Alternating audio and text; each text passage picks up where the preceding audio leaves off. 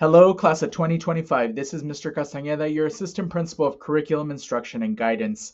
I am super excited to be here today to share information with you finally about the 22-23 school year. I know you've heard a lot of different things, and so I'm here to share that information with you and then to walk you through how to fill out your registration form.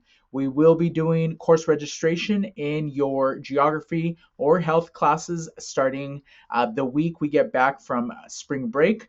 So we just want to make sure that you're prepared with your course registration forms filled out and ready to go for that week. For students who are in the Early College Academy, we will be arranging a time for you to do your registration and we will be in contact with you. So let's get started. All right, so Bellflower Middle and High School is moving to an 8 period block schedule. That is correct, and you have heard right for the 22-23 school year. The 8 period block schedule has many benefits for students, and that's the reason why we are making that switch. And here are some of those reasons. It gives students greater flexibility and more options in selecting their courses. So if you've ever been in a position where you haven't been able to select electives because possibly you were in ELD or you wanted to take more than one elective, this schedule allows you to take those additional electives and participate in those additional programs. The 8 period block schedule also continues to offer students fewer classes each school day to focus on for study. So 3 or 4 classes a day instead of the 6 that we used to do in the traditional Bell schedule back in the day.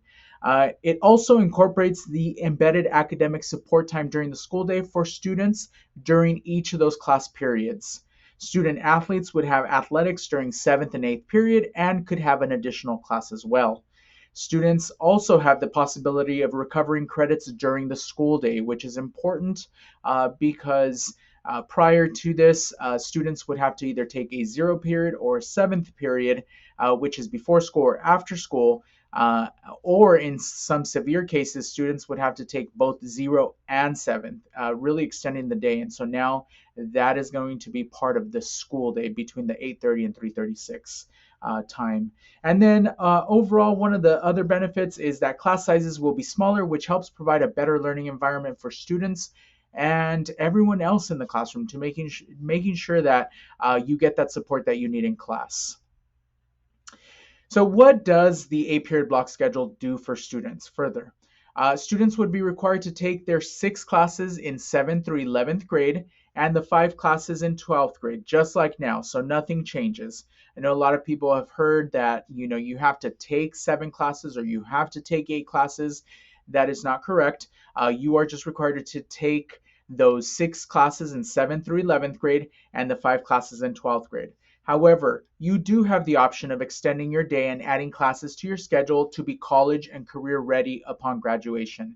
And remember, we're doing this schedule change to be able to provide those opportunities for students who haven't been able to take advantage of that. As a school, we're really trying to make sure that we focus on supporting our students, making sure that they have options, making sure that they take advantage of A through G requirements, that you take advantage of all of our career technical education programs. And so this schedule allows you to do that. So again, now students will now be able to complete their A through G college requirements, complete a career technical education CTE pathway. So if you have ever thought about maybe taking a CTE course, those are like the graphic production, culinary arts, film and video, also known as Buck TV, Intro to Woodshop, the Intro to Health Careers. All of those are CTE courses. And if you complete a CTE pathway, which means that you have to take 2 courses, the concentrator course, which is the intro course, and the capstone course, which is the second course. If you complete those, then you get one of these medals to wear for graduation, a CTE completer, and you will be known as a CTE completer. So, we really want to emphasize you taking those opportunities and signing up for those electives so that way you can be a completer. You can really try to figure out what it is that you want to do after high school. This schedule also allows you to enroll in visual art and performing arts classes. So if you have been wanting to take either a drawing and painting course or ceramics course or a photo course, and now you have that opportunity to do that as well, in addition to maybe world language, which that's what was taking up your original elective. Now you have the ability to add that second elective, especially in the sophomore year, where before you were only allowed to take only one elective. Now you are able to take that additional elective.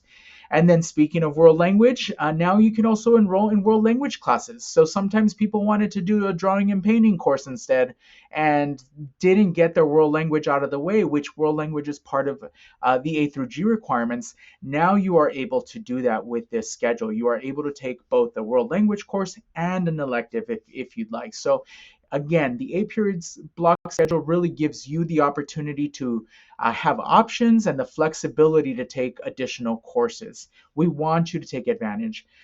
For those world language classes, if the seal of biliteracy is something that interests you and you want to graduate with that distinction, then make sure that you sign up for that Spanish class. One of the requirements is that you either pass the AP Spanish test or that you complete a course of study in a world language. And so that would mean taking Spanish 1, Spanish 2, Spanish 3, Spanish 4, or French 1, French 2, French 3, French 4. So, signing up for the world language or taking that AP class and taking the AP test. So there's different ways to go around it. But again, this schedule now allows you to do that. Students behind on credits will be enrolled in courses to recover their credits during the extended periods. So like I mentioned earlier, before we would sign up our students for credit recovery in 0 period or 7th period.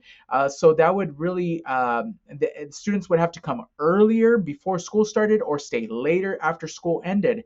And so now we have the opportunity to embed that during the school day. So if you didn't pass some classes this year as a 9th grader, you may be put in credit recovery next school year if it fits into your schedule. So that way we can catch you up and get you back on graduation track. Because Bucks, that's really what we're trying to do with the schedule. We're trying to make sure that you stay on track, that we get you to that finish line. That finish line is graduation and thinking about your options for after high school, those post-secondary plans. Now, if students take only 6 or 5 classes, they will have the flexibility and provide their preference of either starting later, approximately 10:15 a.m., and attending classes during periods 3 through 8, ending at 3:36 p.m., which is the same end time that we have now, or starting at 8:30 in the morning, which is the same start time that we have now, and attending classes during periods 1 through 6 and leaving earlier at approximately 2 p.m. So as you can see, there's some flexibility and options, and that's how we're making this schedule happen. But again, students do have the option of extending their day and taking those additional courses within that school day that we would normally have. Student athletes would also have athletics during 7th period and 8th period, and they could have those practices during that 8th period as well. So opening up that afternoon for those athletes and allowing them to also take an additional course. So what's the difference between 6-period block schedule and 8-period block schedule? Well, the 8-period block schedule is focused on student success, on your success, Bucks. That's really why we're doing this again. Class periods will be 92 minutes long, as you can see on the proposed block schedule on the screen, which is shorter than they are now, actually. We shaved some of those minutes in order to add that additional period into the day. You'll notice that we don't have pride time anymore. But that we use that time to create that additional period during the day. So class periods will be 92 minutes. Currently, the classes are 103 minutes. So as you can see, they're slightly shorter, which is good for everyone. Separate lunch times for middle school and high school. We are going back to the split lunches for both middle school and high school. And then embedded academic support will take place during the end of each block period, just like now. So we won't have pride time, but we will still have that embedded academic support to be able to provide that support in each of your individual classes, making sure that you're successful in each of your individual periods. And then, like mentioned earlier, class sizes will be smaller, which helps provide a better learning environment for all students. So again, really making sure that you take advantage of these opportunities, Bucks. So now the fun part. How do we fill out that course registration form? Well, you're going to select the 6 classes that you plan to take in the 10th grade, just like now. Everyone's required to take English, everyone's required to take a world history, a math course, a science course, a PE course, and your elective. And you will select 6 in the order of preference. Something that I do want to point out that you may take advantage maybe starting next year, we're now offering computer science. Or if you've already completed Integrated Math 1 and Integrated Math 2, and you want to take computer science now counts as a math course and it's also an elective. So if you plan on majoring in computer science in college, if you know that this is a career path that you want to take, maybe you should take that computer science course as an elective. And again, it counts as both math and an elective, so you're kind of taking care of both of those requirements at the same time. And if not for now, there's always junior and senior year. And now those electives, right? So we want you to select 6 electives and we want you to list them in the order of preference on the table located on the form. The reason why we have you select 6 electives is just in case your first choice is full and there isn't any more space, which might not happen, but we need to make sure that we have a backup. And so our counselors will make sure that they look at your elective choice 2, your 3, your 4, and that way you end up with something that you want. If you don't fill out your preference table and you don't provide any elective choices, then counselors will just choose for you. And so you don't want to be stuck in an elective that maybe you didn't have a say so. So please provide those electives. There's a place for you to add the course code number there and for you to also write the name of the course. You'll notice on the form that both the course codes are there and the names of the courses. I also want to point out 2 new courses or course pathways as well. Auto Tech is now back at Bellflower High School. And so if cars interest you, if you want to get auto certifications, things like that, we have Auto Tech back. And so Auto Tech 1, Auto Tech 2, that's one of those pathways that we were talking about earlier with the medal. If you complete both Auto Tech 1 and Auto Tech 2, by the time you're a senior, you get one of those medals. Also, a new CTE course, the Counseling and Mental Health course. And so if you're thinking of going into social work or mental health, some type of mental health career, that is probably a course that you would that would interest you and that you would like that you should take also. But other elective choices, you have ASB, you have, for those of you that are selecting to be an AVID, you have the visual arts, you have, again, drawing and painting, ceramics, photo, all of the performing arts, the choral groups, our world languages, Spanish and French, and then all of those CTE pathways. Again, making sure that you start exploring what all of these career choices that we have and all of these programs that we have and taking advantage of the schedule bucks. The last part, you are going to select your preference on whether you would like to participate in an extended day. So in participating in 7 or 8 classes. If you are behind in credits, you will most likely need to be scheduled in an extended day schedule. So just keep that in mind. If only participating in 7 periods or less, we're also asking you to provide your preference on which periods you prefer to be off. These are not guaranteed, but they will be assigned based on other class availability during the day. So we just want to know, would you prefer to be off during the morning, the first and second period, or during 7th, 8th? And so really giving us your preference, but again, it's not guaranteed. It all depends on how all of the other classes are filled at one and what your schedule looks like. So again, we're just asking for your preference, just like the electives, just in case. And if we can make it happen, we'll make it happen. But if not, at least we are, we're still trying to get your input and making sure that you have something that you're comfortable with. And then we're also asking you to select your post-secondary plan after graduation. This is not set in stone. We just kind of want to get an idea. What is it that you plan on doing? Do you plan on going to a community college, a 4-year university, maybe a career or technical school? Are you thinking of the military? It really helps our counselors understand how to help you, how to guide you. But just keep in mind that every year we know that you're still developing and growing, and so your choice might change next year and your senior year.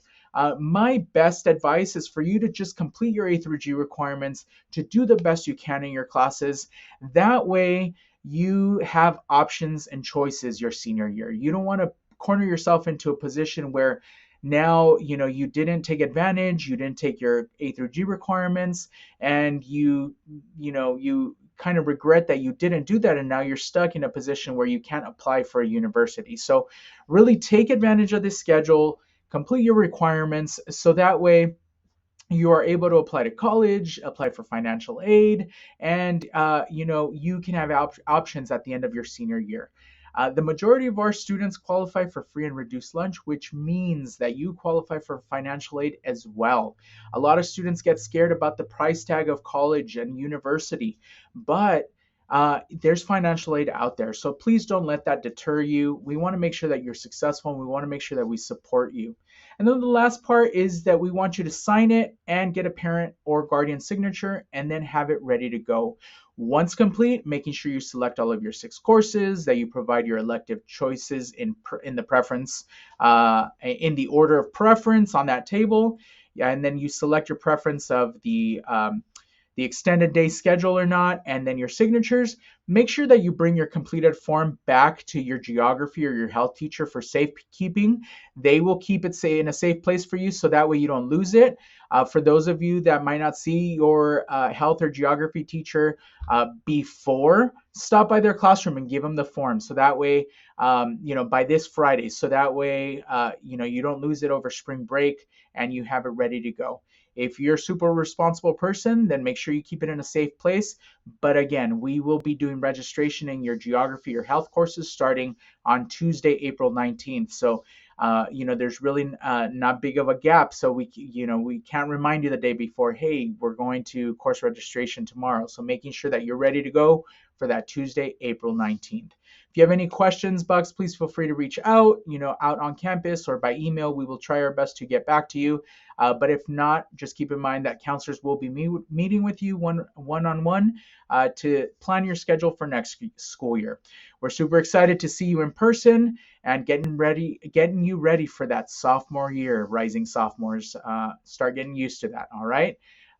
Thank you all, and we will see you around. Have a great day.